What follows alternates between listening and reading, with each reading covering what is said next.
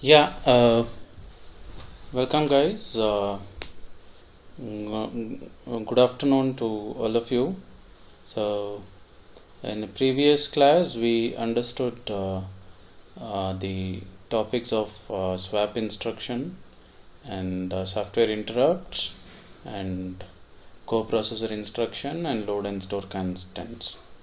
These are the things that we understood in the previous class, and now we're in the new chapter, that is chapter 6, writing and optimizing ARM assembly code. So this is what you'll understand here. You'll learn how to write the assembly code.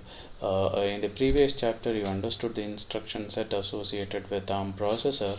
So now here in this chapter you'll be learning how to write the ARM assembly code and how to optimize the assembly code that you write. Now optimization is important because any code which you write you should not make wasteful usage of the system resources. The program which you write, it should execute efficiently by consuming minimum amount of system resources. When I say system resources, there are three precious resources here. One is the memory cycle, processor cycle, and IO cycles. The ARM code which you write, it should not make wasteful usage of these resources, and it should run efficiently by consuming minimum amount of these resources. And you already have the idea of writing the ARM assembly code in the flow we were discussing with the chapter 6. And here you'll learn one more thing, how to write the C programs and call a subroutine which is there inside the assembly code. From the C program, you'll call the subroutine which is written using assembly code, and similarly you will also learn how to call the subroutine which is there inside the C program from the assembly code. Now all these things you'll be learning, and you'll also be learning the techniques for optimizing the ARM assembly code in order to maximize the performance of the assembly code.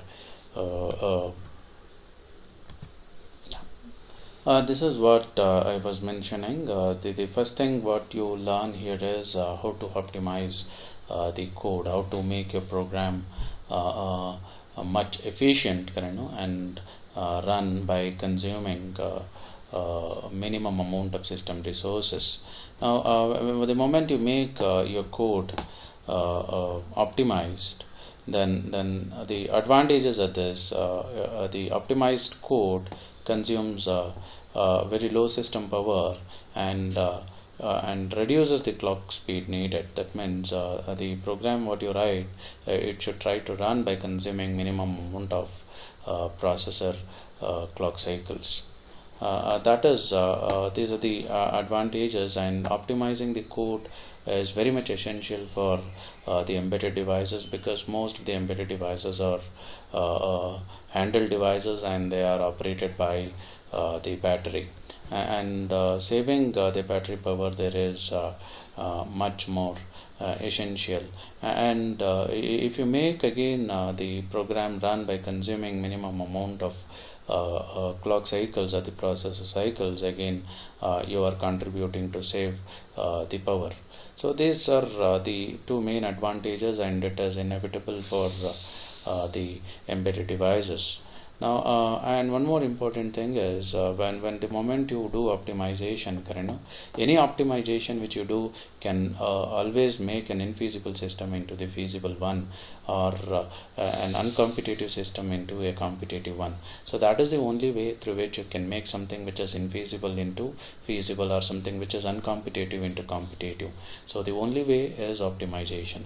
And with the optimization, what is that you can do? You can maximize the performance. Now if I want to maximize the performance of the program, now how I should be writing the program? Now if the maximum performance is the main goal, then you have to write the code in assembly language. So writing the code in high level programming languages will not maximize the performance. So the one best option for increasing the performance of the program is to write by them using the assembly code. Then why assembly code is best suited for writing the programs with higher performance. Now, because they give us the direct control of three optimization tools. Now, what the high level programming languages will not provide, but the low level programming languages like the assembly code, they provide the direct control of three optimization tools. And these optimization tools cannot be explicitly used by any of the high level programming language, not including the C programming language also. Now, what are those three optimization tools? So the first optimization tool is instruction scheduling. That means when you're writing the programs using assembly code, it will allow you to schedule the instruction, that is reorder the instruction in the order which you require in order to maximize the performance of the program. Now, by reordering, you can also go for avoiding the processor stalls. So this I have already explained you what is a processor stall is when I explained the three-stage pipeline processor of ARM7. ARM7 is a three-stage pipeline processor. When I was explaining that, I've already talked little on the processor stalls. So now again we'll be recapping the same, and we are going to understand it in more detail. Now with instruction rescheduling, you can go for avoiding the processor stall that are caused because of the dependency. If I have two instructions, first instruction and second instruction, if the second instruction is data dependent on the first instruction, the second instruction inside the pipeline cannot be executed in its designated clock cycle because it is data dependent on the first instruction. Until the first instruction produces the required data, it is not possible for the second instruction to start executing. That time the second instruction may have to wait inside the pipeline until the data by the first instruction is available.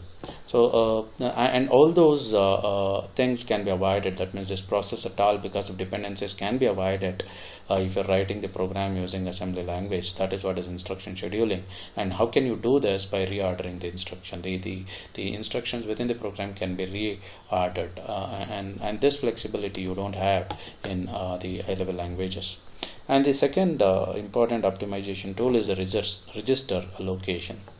Now here again, when you're writing the assembly level program, you have enough flexibility of assigning the variables to the registers, and this flexibility you don't have in case of the high level programming languages such as C, Java, or any high level Python, etc.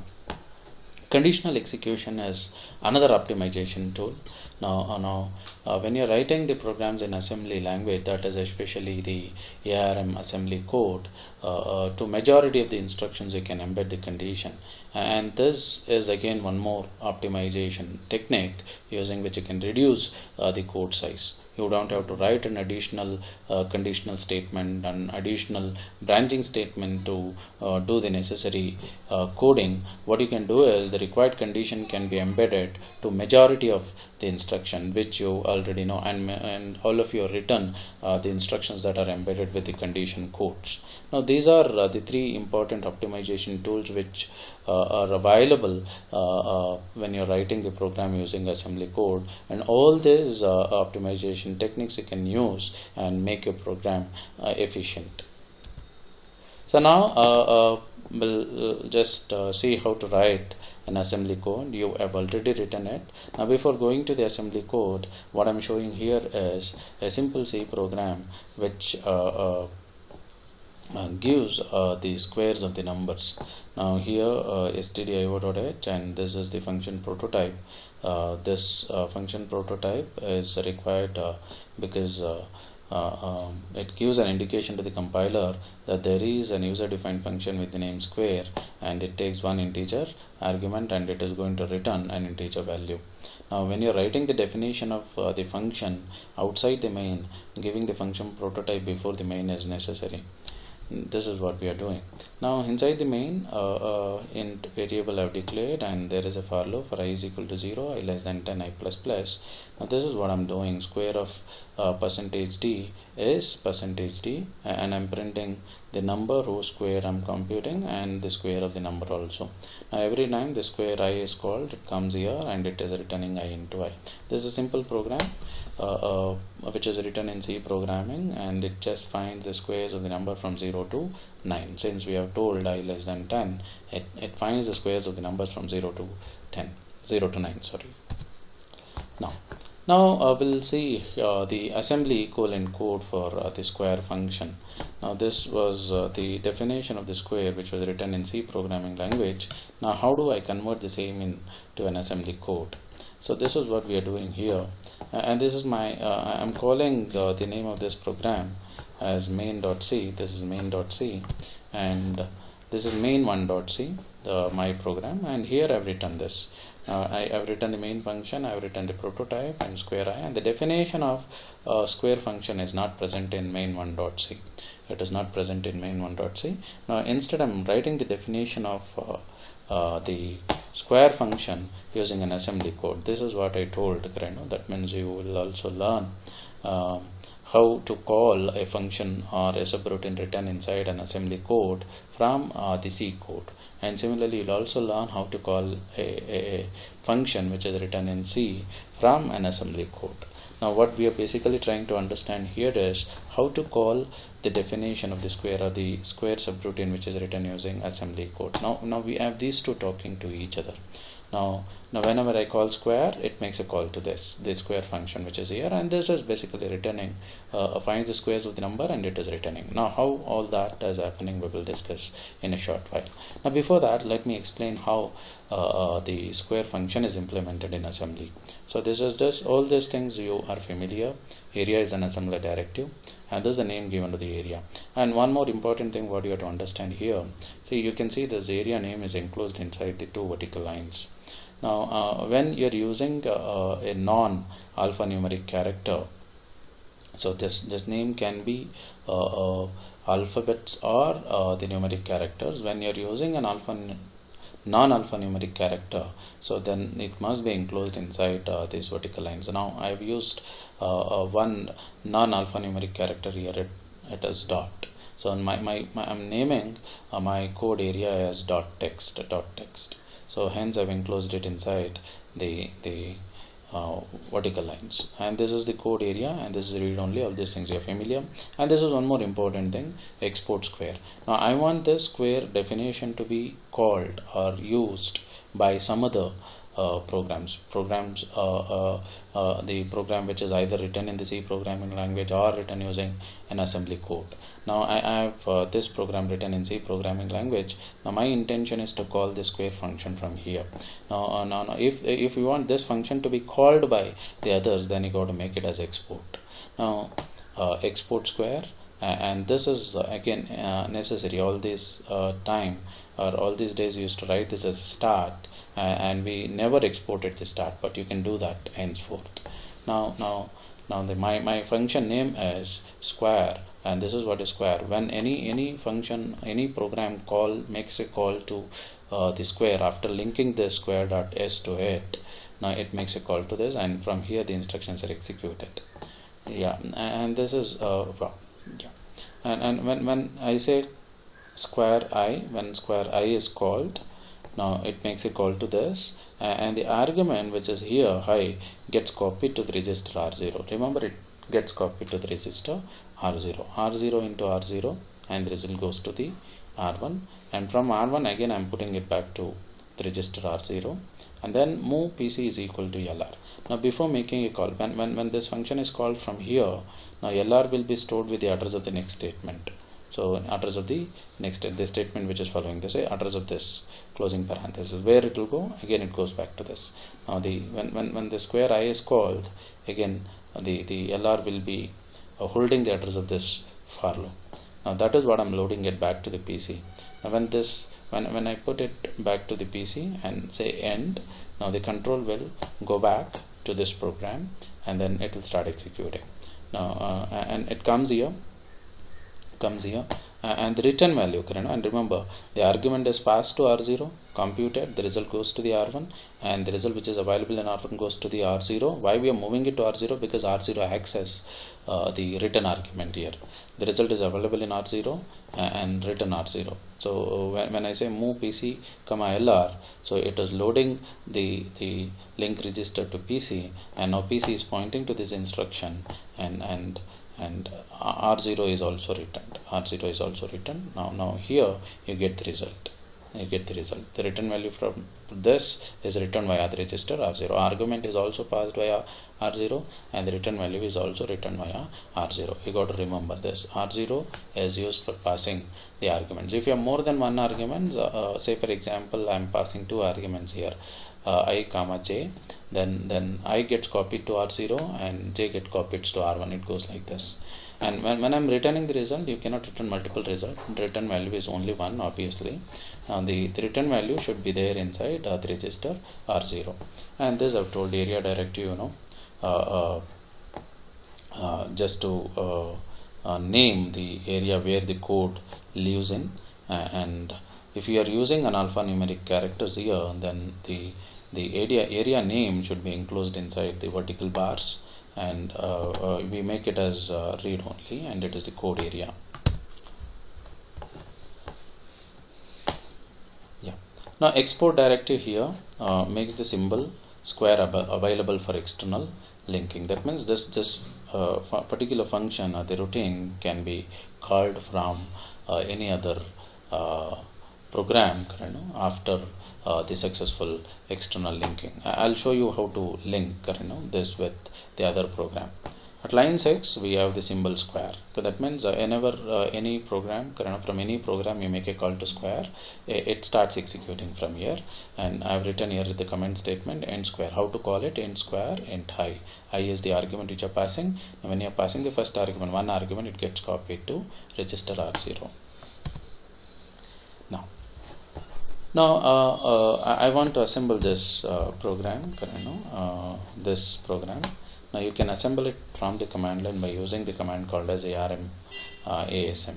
It treats the non-intended text as the label definition. That is what it treats. Non-intended, anything which you are writing without any indentation, it will be treated as the label or the variables. And when square is called, the input argument is passed in the register R0. That is what I told. Whenever from any program you make a call to the square, so the input argument which you are passing, it gets copied to the register R0.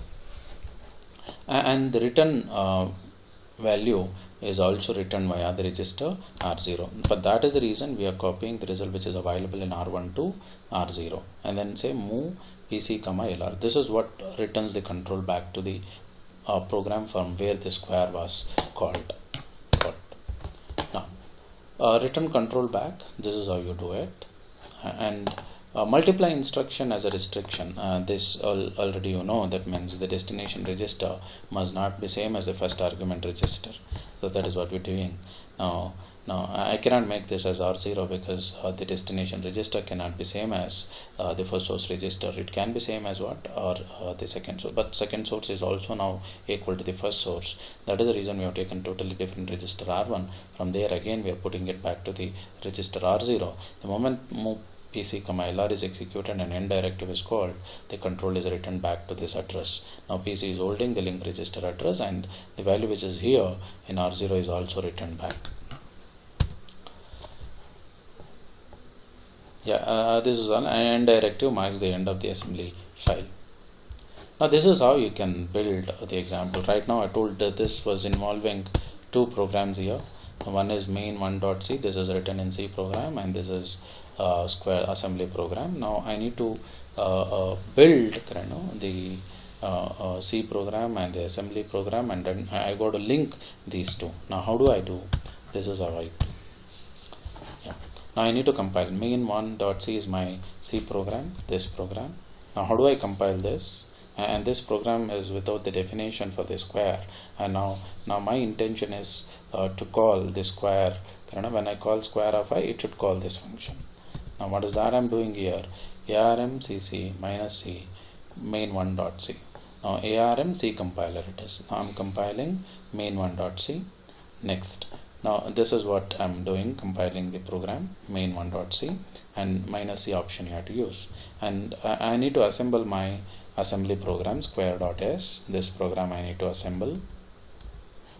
For that I'm using the command ARM ASM square.s. Now this assembles. Now after there's an object code generated for this also, and that is with the name main1.o, and there is an object code generated for this also, that is square.o. Next, ARM link -o, I go to link all these things. Now main1.axf. AXF is the assembly hexadecimal file. So this is what the program which I'll be calling. I'll be executing, performing the execution on this program. Now I want to build an output file with this name. Now -o says build an output file with this name by linking these two, main1.o and square.o. Now main1.ax file will be built after a successful linkage. main1.axf, assembly hexadecimal file. And this when I execute this program, now the square function which I'm calling here, it makes a call to the square definition which is found inside this. Now I can show you the building process here at the command line, but I cannot execute it. For executing this I require a separate simulator, because what we can do is if you want to debug the program, then you can debug it in the IDE which were in the Keel Microvision IDE, but for linking and executing it through the command prompt I need one more simulator. For right now I don't have that simulator. Now this is main1.axf is the output file that is created after linking these two, and these two got to be linked. Now if I forget writing square.o here, now when I try to execute main1.axf, it has only this object file, and it doesn't know where to call the square, because the square definition of the square itself is not found inside main1.o also, and we have not linked this also. Now if I'm writing main1.o and square.o together, these two are linked, and we have the output file created, main1.axf. And when this program, when I execute, it makes a call to square, it makes a call to the definition which is present inside this. Yeah, and they have written here, this only works if you're compiling your C as ARM code, that is ARMCC. ARM code is 32-bit instruction. Now you have to use ARMCC. Now I can show you this execution. Let me go to the command prompt.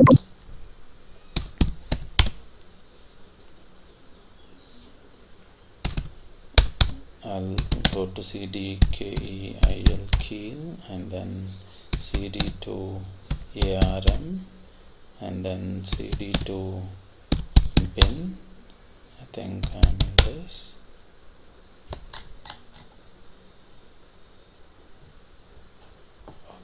Okay, let me check the path, I'm not sure. C drive,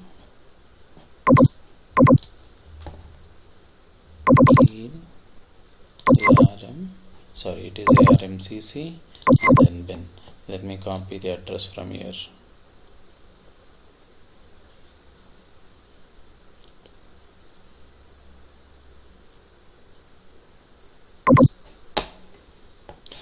Just have a look here. I have one file with the name main4.c, and another assembly file SUMOF. Okay, I'll be assigned because I don't have those two programs here. I have main4.c and SUMOF.s. I'll show you how to do this.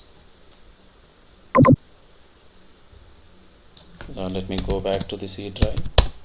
cd double dot, cd double dot.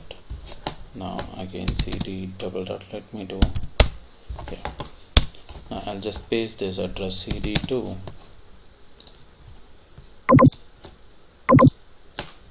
Now I'm inside the bin directory where all my files are present. You can observe here I have main4.c and SUMOF.s.